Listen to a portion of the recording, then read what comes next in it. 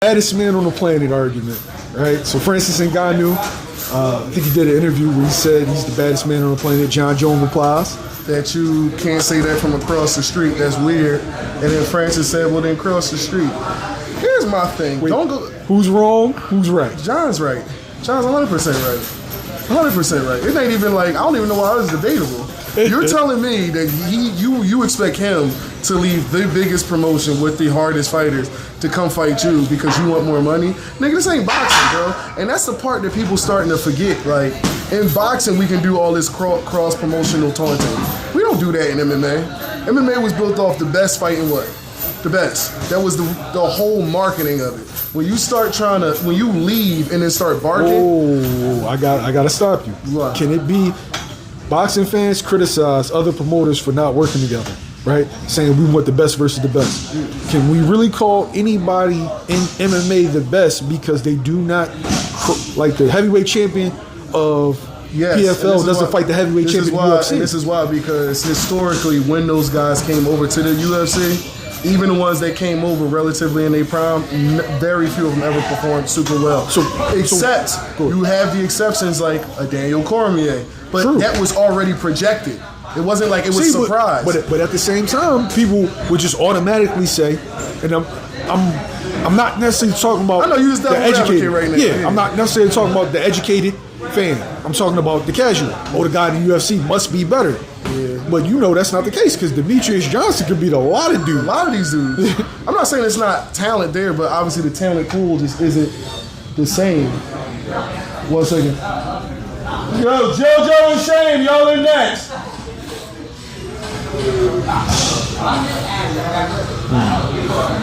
It's not a super rich talent pool, and that's all it is. It's like, yes, if you beat one great guy, that's fine. You can still be a great guy, but part of being great is constantly beating those great guys. Kind of back to the Aljamain Sterling thing. It's like, unless you're showing dominance at that level, you ain't gonna get the same respect.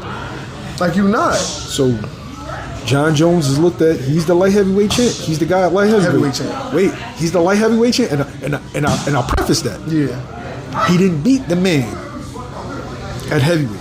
Yeah, he beat a guy that the man beat at heavyweight. Oh, you talk about if he does beat Stipe, or you talk Cyril Gane? I'm saying he beat Cyril Gane. But that was a layup.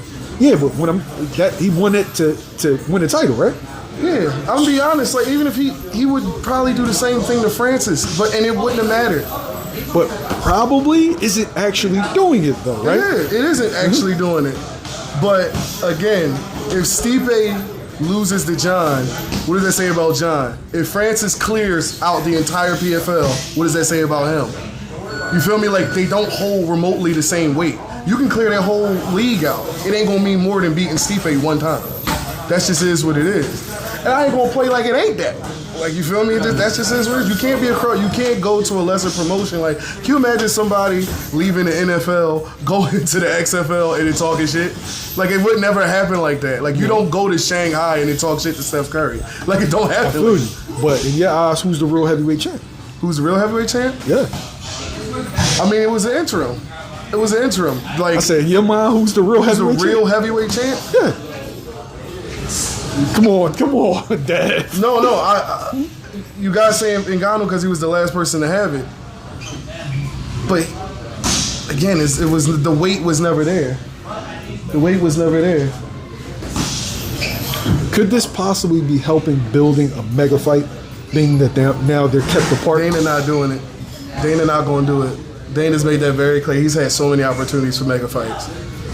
So many opportunities for mega fights. And now where the UFC is essentially on autopilot, you think he's gonna break what he's doing and give any other promotion shine? He likes having it monopolized.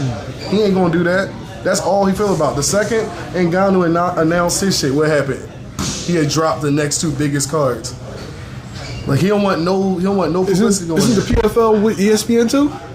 I believe they got to. Could ESPN put some pressure? Everyone's trying to do it. You're not gonna beat Dana. You're not. He got it locked up mainly because of just the reputation of UFC alone. Like, you're going to have a lot of guys complaining about it and all just trying to make deals with it. This is what it is. Unfortunately, because all the talent pool is so rich and people respect the competition there more. From a fighter perspective, all the fighters want to go there. The guys who want to be prize fighters are going to go somewhere else. And that's going to be the difference. And that's how it's always going to be marketed. You want money, go somewhere else. You want to find out who the baddest motherfucker is, go to UFC. That's how Dana's pushed it. And he's convinced that not only to fighters, but to the casuals. And that's how it's going to be. So I'm going to push back a little bit, right? Okay. Endeavor isn't the same Endeavor as it was a year ago. Do we agree? Absolutely. Endeavor now has a couple of different bosses. Could we possibly see pressure put on by the hierarchy of the parent company? If ESPN goes to hierarchy at Endeavor and they're trying to make it happen for Dana? They go to Vince. They go to, what's the guy's name? Ari? I get where you're coming from. Yeah. I still don't see it happening. This is why when they got the UFC, the only difference you saw was Dana tightened the reins on everybody. It wasn't like he got looser and started dealing and trying to make more money through those avenues of cross promotion. All he did was tighten up. And I think that's how they going to want it. Ultimately, it's going to be, in the long run, because he has it monopolized, it's going to hold that position. Until we see a promoter, not fighters, a promoter do what he's doing, he's going to have it locked up. And no one promotes fights in MMA better than Dana. It just is what it is. When Dana retires, if he retires, everybody know he'll go to Bob Arum route. He's going to die on that chair. Yeah. When he retires, then it's going to become something else. Then I truly believe it's going to turn into boxing. But as long as Dana's around, it ain't happening. Would that be the biggest fight potentially in UFC history? Ngannou versus John Jones. You never know. I want to say heavyweights normally do those kind of numbers, but I don't know. I really don't. Because you gotta understand, I see it from so many different perspectives. From a fighter-coach standpoint, like hardcore fans really don't care about that fight. It's more of like the casuals want to see it. Like everyone else knows it's gonna happen.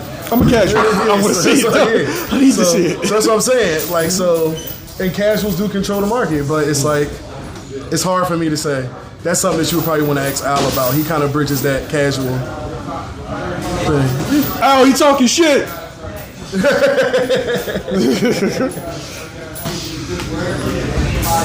Oh, Shane about to get on my nerves. Give me 1 second. He just got 2 more.